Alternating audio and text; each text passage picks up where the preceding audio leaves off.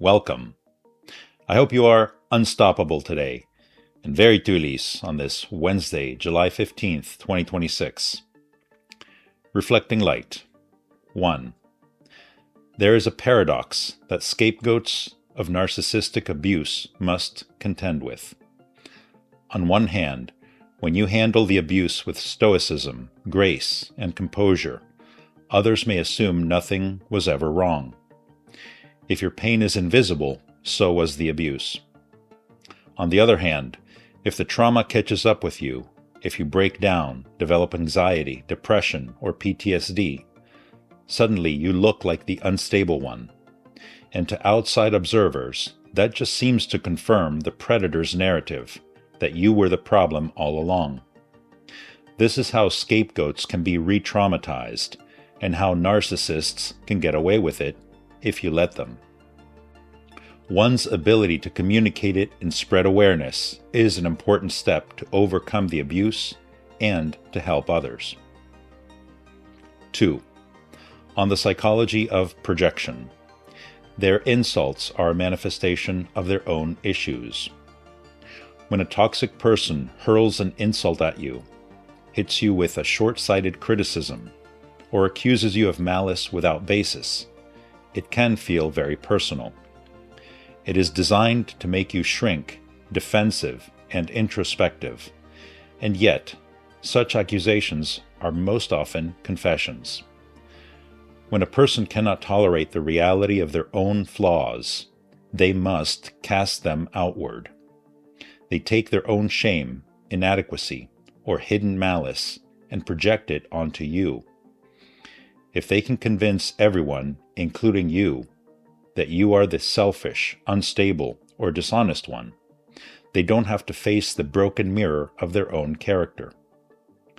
The next time someone attempts to hand you a narrative about how flawed you are, pause, look at the source, remind yourself, this is their autobiography, not mine. Refuse to hold the mirror for their projection. 3.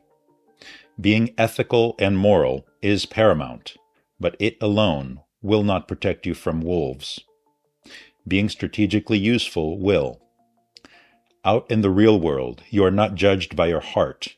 You are judged by your leverage. You are either an asset or a liability. Rather than asking to be liked, become too valuable to ignore. Focus on the kind of personal value and worth that is larger than any sum of money. This requires you to balance and maintain your morality and integrity. 4. You can tell a lot about a person by what they do after hurting you. Some apologize, some reflect, some change, and some will rewrite the entire story in their head just to avoid feeling guilty. Accountability is rare because protecting the ego is easier than becoming better. 5. To argue with someone who twists what you say will wear you out quick.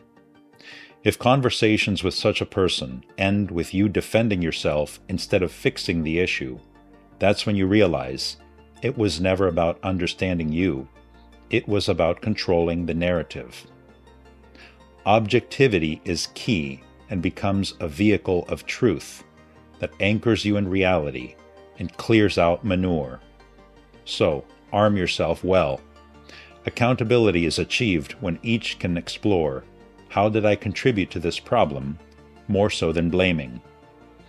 This requires a higher level of honesty and transparency. 6.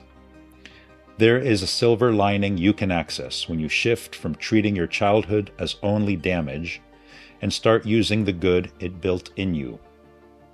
A difficult childhood also creates brilliance, creativity, and resourcefulness that others have no access to. This mindset helps shift away from bitterness or resentment into holding space for accountability, starting with yourself. Until you see me again, tuliness saves the universe. Be well, everyone.